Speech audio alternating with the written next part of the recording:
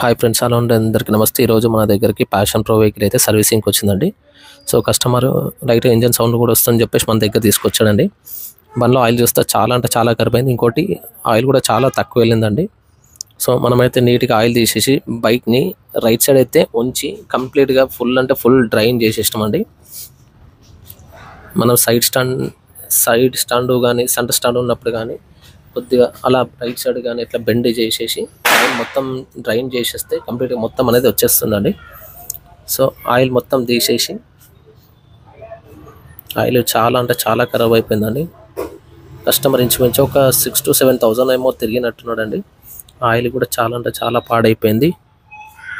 So oil అనేది కంప్లీట్గా తీసేసి ఒక ½ లీటర్ అయితే డీజిల్ తెప్పించేసిన అండి.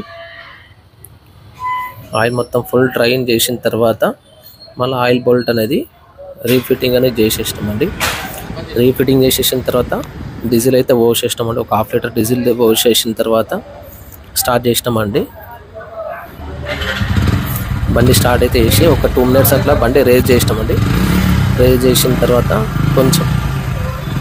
కొంచెం బండి హీట్ అయిన తర్వాత సో మళ్ళీ డీజిల్ అనేది ఆయిల్ బోల్ట్ ఇప్పేసి డీజిల్ అనేది కంప్లీట్గా తీసేసినామండి. డీజిల్ కూడా చూడండి చాలా అంటే చాలా ఖరాబ్ అయిపోయిందండి డీజిల్ కూడా మొత్తం. సో డీజిల్ అనేది కంప్లీట్గా తీసేసిన తర్వాత బైక్ ఒక 2 సార్లు అటు ఇటు వంచి డీజిల్ మొత్తం వెళ్ళిపోయేంత వరకు ఉంచేసి స్టార్ట్ చేసి అలాగే ఒక 1 minute అట్లా పెట్టేసినామండి. సో కంప్లీట్గా డీజిల్ డ్రై అయిపోయిన తర్వాత మళ్ళీ ఆయిల్ బోల్ట్ అనేది రీఫిట్టింగ్ అనేది చేసేస్తున్నామండి.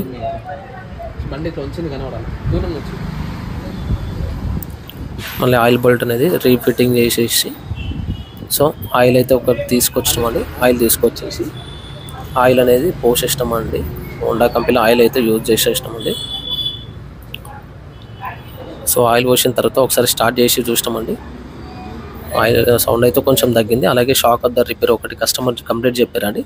అలాగే షాక్ అబ్జర్వర్ కూడా రిపేర్ చేసేసినామండి. అలాగే సర్వీస్ పనులు కూడా స్టార్ట్ చేసినామండి. కార్పొరేటర్ ఓపెన్ చేసి క్లీన్ చేసేసినాము. అలాగే బ్యాక్ వీల్ కూడా ఇప్పేసి బ్యాక్ వీల్ కూడా క్లీన్ చేసేసినామండి.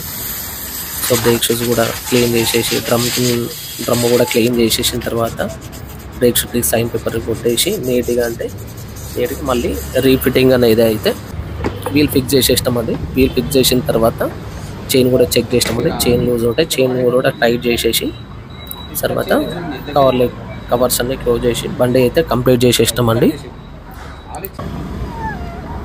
సో అయిపోయిన తర్వాత ఒక ట్యాంక్ కవర్ చేంజ్ చేయమన్నారండి. ట్యాంక్ కవర్ అయితే కస్టమర్కి మంచి క్వాలిటీ చేంజ్ చేసినాము. నా వీడియో కనుక